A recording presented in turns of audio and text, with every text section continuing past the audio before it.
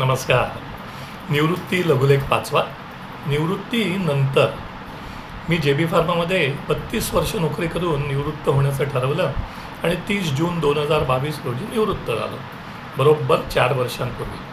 त्यावेळी मी 4 लेख लिहिले होते निवृत्ती या विषयावर, प्रस्तावना आणि अजून 3. रसिकांना ते माझ्या mizoindia.in या वेबसाईटवर वाचता येतील. आज 4 वर्ष झाली तर एक सिंहावलोकन. निवृत्त झालेल्या एक प्रश्न अगदी कॉमन असेल, कसं वाटतंय? तर त्याचं उत्तर तेव्हाही आणि आत्ता 4 वर्षानंतरही तेच आहे की छान मस्त वाटतंय. याचं साधं सरळ कारण होतं की हा मी घेतलेला निर्णय होता, कोणी लादलेला नव्हता किंवा परिस्थितीमुळे घ्यावा लागलेलाही नव्हता. वेळ कसा घालवायचा हा प्रश्न मला कधीच नव्हता. बरं, मी JBमधून निवृत्त झालो तरी कन्सल्टन्सी सुरूच आहे माझ्या अटींवर. मला हवं तिथे हवं तेव्हा आणि अर्थात माझी फी देत असाल तर. सुदैवाने कन्सल्टन्सीसुद्धा मी नाकारू शकतो, नाकारतो अशी माझी मानसिक आणि आर्थिक बैठक आहे.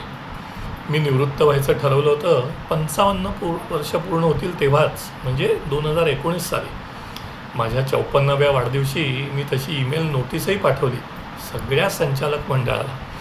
दुसऱ्या दिवशी सकाळी माझे बॉस शिरीषभाईंनी मला बोलावून झापलं आणि सांगितलं की मी निवृत्त होईन तेव्हाच माझ्याबरोबर तूही निवृत्त होशील. वर मला म्हणालेही होते की एवढ्या लवकर निवृत्त होऊन तू काय करणार? घरी राहून बायकोशी भांडत बसशील आणि मग येशील माझ्याकडे की मी पुन्हा येतो कामाला म्हणून, मग मी अजिबात घेणार नाही तुला, अशी धमकीही दिली होती. आणि मी तेव्हा त्यांना उत्तर दिलं होतं, तुमचं माहीत नाही पण मला तरी कामाव्यतिरिक्त अजून अनेक छंद आहेत. साहित्य, शास्त्र, कला, विनोद यात मी काळ व्यतीत करू शकतो. योगायोगाने त्यांनीच कंपनी विकली आणि मला माझ्या इच्छेप्रमाणे लवकर निवृत्त होता आलं.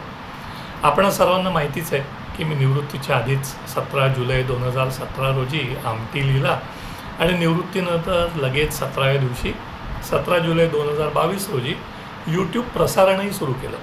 बाकी मित्रमंडळी, नातेवाईक, रुईया कॉलेज आणि नाना पालकर स्मृती समिती हेही आहेच.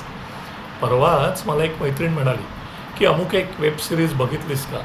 आणि माझं उत्तर, नाही गं, मला नेटफ्लिक्स वगैरे बघायला वेळच नसतो. इकेगाई, पॅशन, छंद, नवीन शिक्षण, स्वयंपाक असे काहीही मोठे मोठे शब्द आणि त्यांच्याशी मी निगडीत नाही. 35 वर्ष काम केलं, आता मस्त झोप काढणार असंही काही नाही.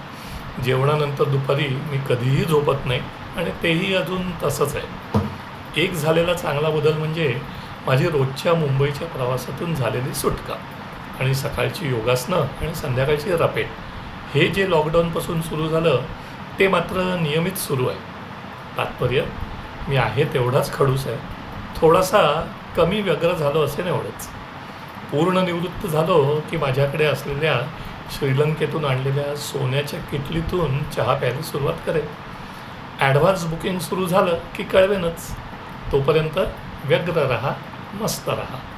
मिझो सेवानिवृत्ती अधिक 4 वर्ष. आजचा बोनस. माझ्या निवृत्तीवेळी शिरीषभाई कंपनी विकून मोकळे झाले होते, पण माझ्या निवृत्ती समारंभाला म्हणून त्यांनी खास व्हिडिओ संदेश पाठवला होता.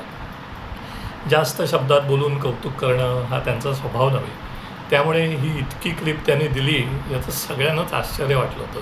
ती क्लिप आज शेअर करतो आहे आणि अमेने त्या दिवशी घरी आणलेल्या केकचा फोटो, मी कशात व्यग्र असतो हे सांगणार आहे.